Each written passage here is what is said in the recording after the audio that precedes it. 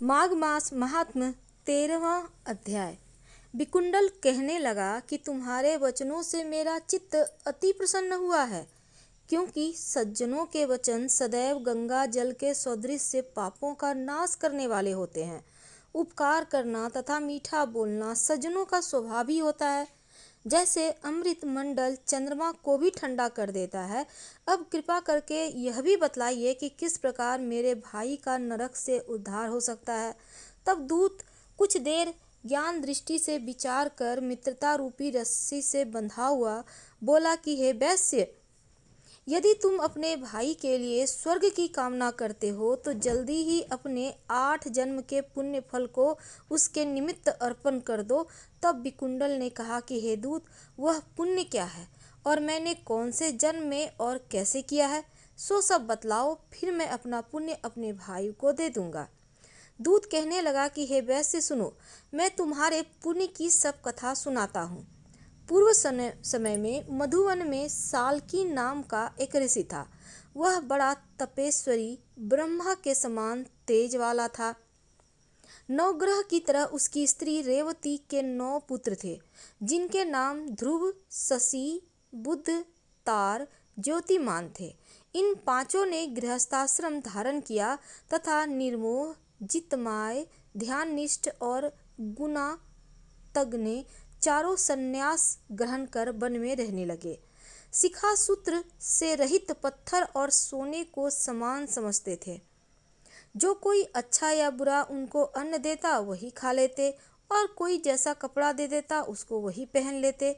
सदैव ब्रह्म के ही ध्यान में लगे रहते।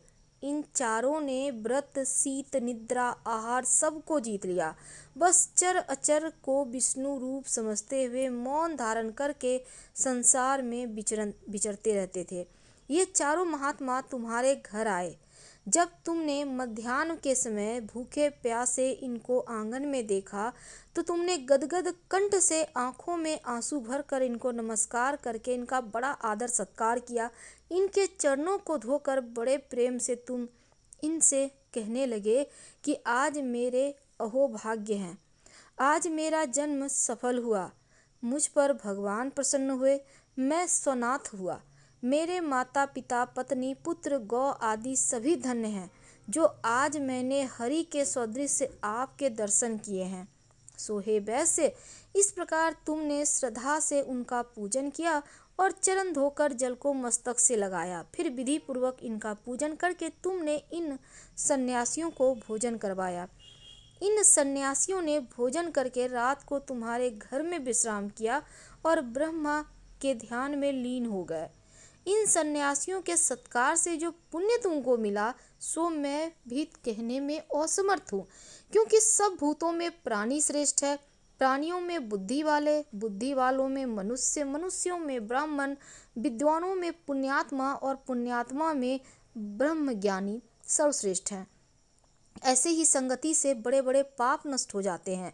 यह पुण्य तुमने अपने पहले 8वें जन्म में किया था, सो यदि तुम अपने भाई को नरक से मुक्त कराना चाहते हो तो यह पुण्य दे दो।